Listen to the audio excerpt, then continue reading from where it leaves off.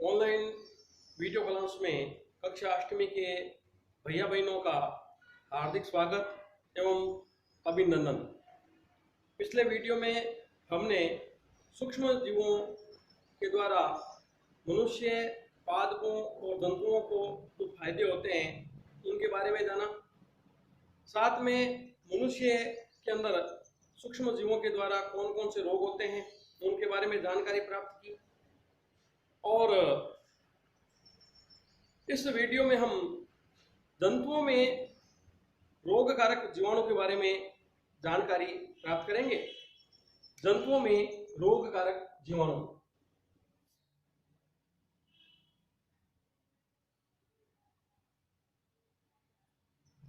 जंतुओं में रोगकारक जीवाणु।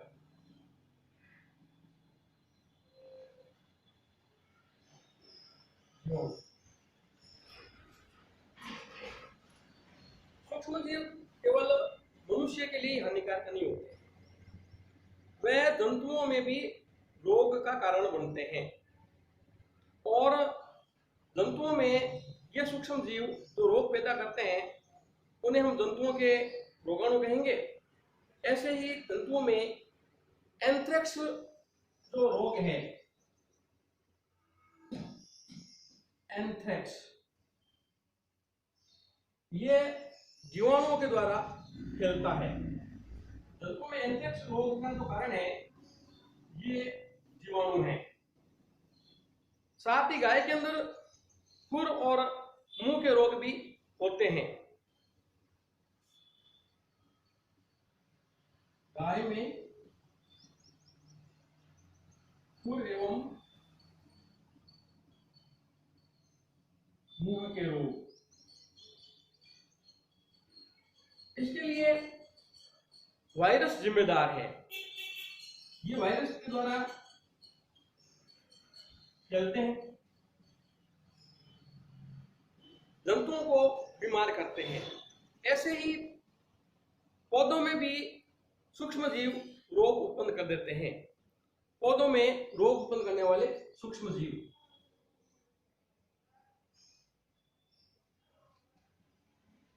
पौधों में रोग उत्पन्न करने वाले सूक्ष्म जीव। सूक्ष्म जीव केवल मनुष्य में और जंतुओं में रोग पैदा नहीं करते हैं, ये पौधों में भी रोग पैदा कर देते हैं। जैसे गेहूं, चावल, आलू, गन्ना, गेहूं, चावल, आलू, गन्ना, संतरा, सेब,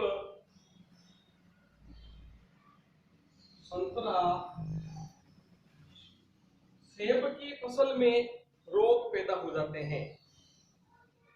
सूक्ष्म जीवों के द्वारा जब इस प्रकार की फसलों में रोग पैदा होते हैं, परिणाम स्वरूप फसल के उत्पादन में कमी हो जाती है। जब कोई भी सूक्ष्म जीव किसी फसल में रोग का कारण बनता है तो उस फसल के अंदर रोगाणु पैदा हो जाते हैं और उसके उत्पादन पर पर्याप्त असर पड़ता है।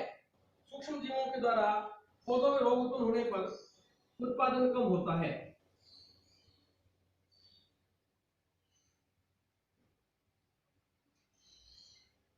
उत्पादन कम होता है।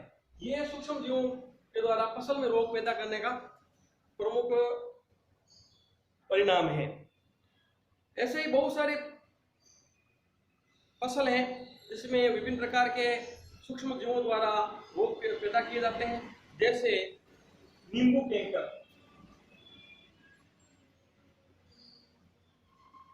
नींबू कैंकर, ये नींबू कैंकर जो रोग है ये जीवाणु जनित रोग है। ये जीवाणु के द्वारा फैलता है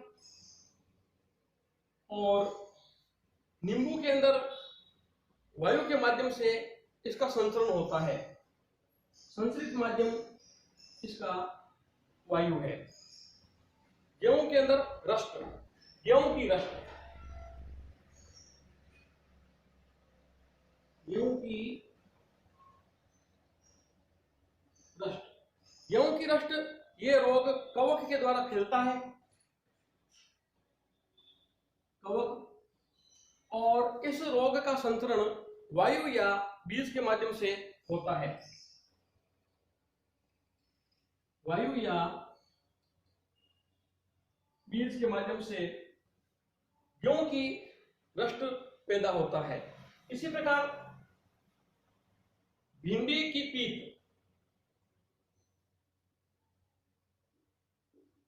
भिंडी की पीत ये जो रोग है, ये रोग वायरस जनित रोग है और यह कीटों के माध्यम से भिंडी के अंदर फैलता है। इसका संचरण का माध्यम कीट है। इसी प्रकार सूक्ष्म जीवों द्वारा खाद्य विषाक्तन भी कर दिया जाता है। खाद्य विषाक्तन को हम सामान्य भाषा में फूड पॉइजनिंग इस नाम से सुनते हैं, जानते हैं।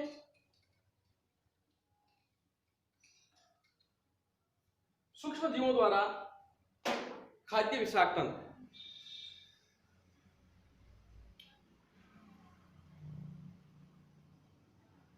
खाद्य विषाक्तन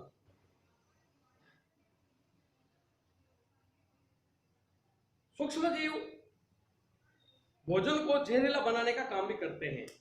कभी कभी हमारे भोजन में जो भोजन के अंदर पैदा होने वाले सूक्ष्म जीव हैं, वे भोजन के अंदर वृक्ष का श्रवण करते हैं और उस भोजन को जहरीला बना देते हैं।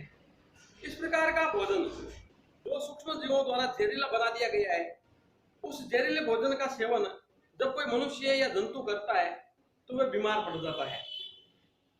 कभी कभी अधिक मात्रा में इस प्रकार का भोजन सेवन करने से उस जंतु की, उस मनुष्य की मृत्यु भी हो जाती है। अतः हमें सावधानी बरतनी चाहिए। हमें हमेशा ताजा और पौष्टिक भोजन ही लेना चाहिए। लंबे समय तक पड़ा रहने वाला भोजन, बदबू मारने वाला बासी भोजन हमको नहीं करना चाहिए। आइए हम खाद्य परिरक्षण के बारे में समझने का प्रयास करते हैं। खाद्य परिरक्षण,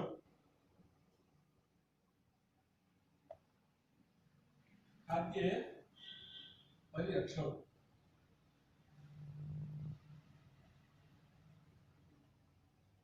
किसी भी भोजन को, खाद्य पदार्थ को लंबे समय तक विभिन्न उपायों के माध्यम से सुरक्षित रखना, ये परिरक्षण कहलाता है। विभिन्न उपायों के माध्यम से हम सुरक्षित रख सकते हैं। उस सुरक्षित रखने की जो प्रक्रिया है उसको हम परिरक्षण कहते हैं। और सूक्ष्म जीवों से खाद्य पदार्थों को बचाने की क्रिया के अंतर्गत जो जो हम उपाय काम में लेते हैं, जिन जिन साधनों का उपयोग करते हैं, उन्हें हम परिरक्षक कहते हैं। परिरक्षक।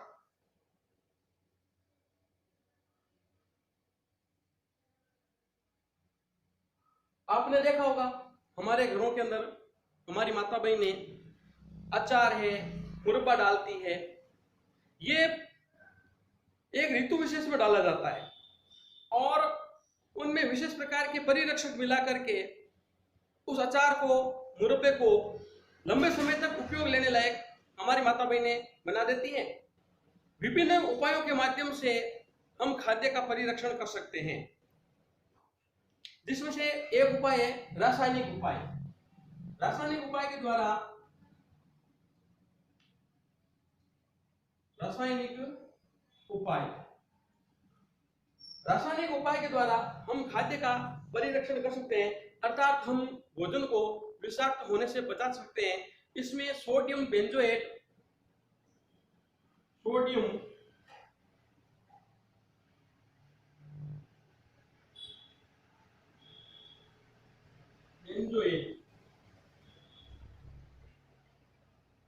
सोडियम मेटाबाइसल्फाइड, सोडियम बेंजोएट में सोडियम मेटा बाइसल्फाइड।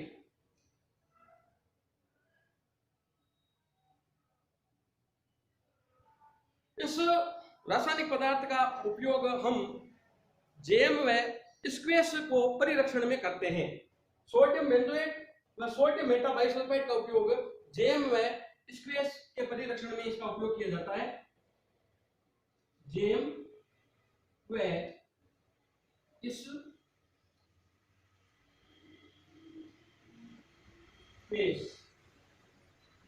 स्क्वैश के परिरक्षण में इसका प्रयोग करते हैं। नमक के द्वारा भी परिरक्षण किया जाता है। नमक के द्वारा परिरक्षण, नमक के द्वारा भी हम खाद्य पदार्थों को लंबे समय तक सुरक्षित रख सकते हैं। जैसे मांस है, मछली है, आम, आंवला, इमली, इनका परिरक्षण नमक के द्वारा किया जाता है। मांस व मछली को नमक से ढक करके उसको रख देते हैं, जिससे वह लंबे समय तक सुरक्षित रहती है। आम, आंवला और इमली में भी विशेष प्रकार से नमक का उपयोग करके हम इनका परिरक्षण कर सकते हैं। चीनी के माध्यम से भी परिरक्षण किया जाता है। चीनी के द्वारा जैम है, स्क्वैश है, जैम स्क्वैश, इसका परिरक्षण चीनी के द्वारा किया जाता है।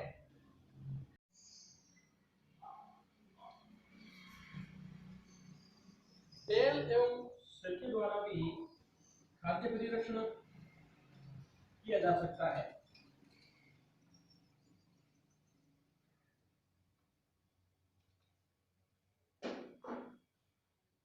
तेल एवं सिरके द्वारा परिरक्षण, तेल एवं सिरके द्वारा परिरक्षण। हमारी माता बहनें घरों के अंदर अचार डालती है। आपने देखा होगा अचार डालने के बाद में उसमें तेल डालती है। पहले तेल को गर्म करती है, फिर ठंडा करती है और उसमें बाद में अचार में डाल देती है। और इतना तेल डालती है कि अचार उसके अंदर डूब जाए और तेल की सतह ऊपर रहे। इस प्रकार की विधि के माध्यम से माता बहनें सूक्ष्म जीवों की वृद्धि को रोक देती है, क्योंकि तेल के अंदर सिरके के उपयोग से सूक्ष्म जीवों को श्वसन क्रिया पूरी रूप से नहीं मिल पाती है और वह पनप नहीं पाते हैं, जिससे उनका परिरक्षण हो जाता है। सब्जियां हैं, फल है, मछली है, मांस है, इसका परिरक्षण हम तेल और सिरके के उपयोग द्वारा कर सकते हैं, गर्म और ठंडा करके। गर्म एवं ठंडा करके। हमारे घरों में जब दूध आता है तो हमारी माता बहन उस दूध को गर्म करती है और उसको उबालती है। दूध को गर्म करके उबालने से उसके अंदर के सूक्ष्म जीव नष्ट हो जाते हैं और नए सूक्ष्म जीव उसमें पैदा नहीं हो पाते हैं। घरों के अंदर रेफ्रिजरेटर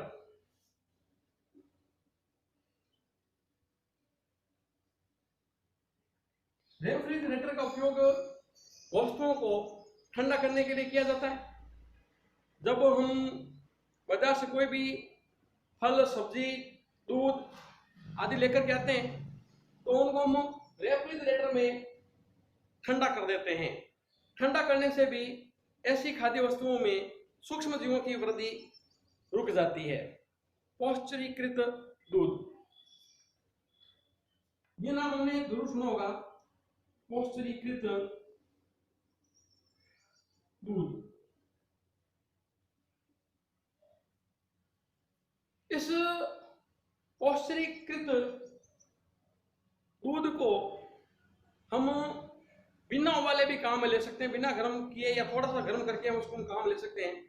इसका कारण है कि इस प्रकार के दूध को 70 डिग्री सेंटीग्रेड के तापमान पर 70 डिग्री सेंटीग्रेड के तापमान पर 15 से 30 सेकंड तक लगातार गर्म करते हैं और फिर उसे अचानक एकदम से ठंडा कर देते हैं और उसे पैक कर देते हैं। इस प्रकार की पद्धति की खोज लुई पास्चर नामक वैज्ञानिक ने की थी, इसलिए हम इसको पौष्टिरीकरण के नाम से भी जानते हैं। इसकी जो खोज है वो लुई पास्चर नामक वैज्ञानिक ने की थी। आजकल डिब्बा बंद पैकिंग के अंदर या थैलियों के अंदर पैकिंग के अंदर खाद्य वस्तुएं मिलती है। इस प्रकार की खाद्य वस्तुओं को भी परिरक्षण किया जाता है।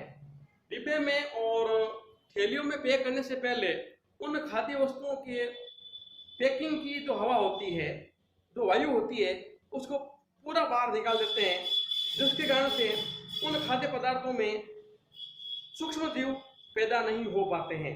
वीडियो के अंत में मैं आपको कुछ प्रश्न श्यामपट्ट पर लिख रहा हूँ, उससे हमें अपनी अभ्यास पुस्तिका में सरल करना है। गृह कार्य।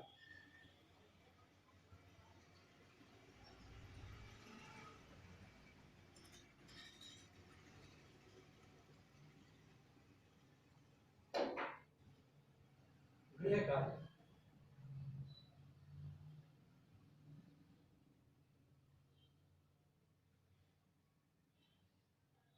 प्रश्न क्रमांक 1,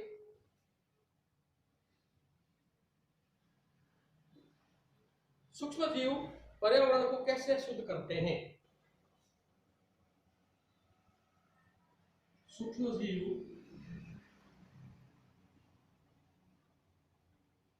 पर्यावरण को कैसे शुद्ध करते हैं? प्रश्न क्रमांक 2,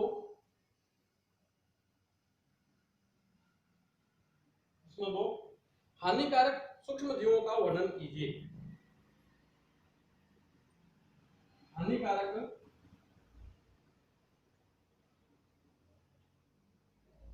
सूक्ष्म जीवों का वर्णन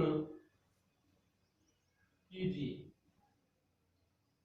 प्रश्न क्रमांक 3, आप खाद्य परिरक्षण कैसे कर सकते हैं? आप खाद्य परिरक्षण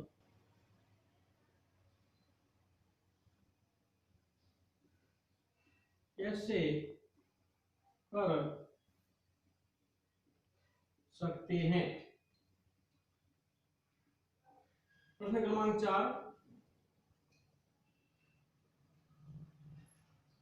खाद्य विषाक्तन किसे कहते हैं?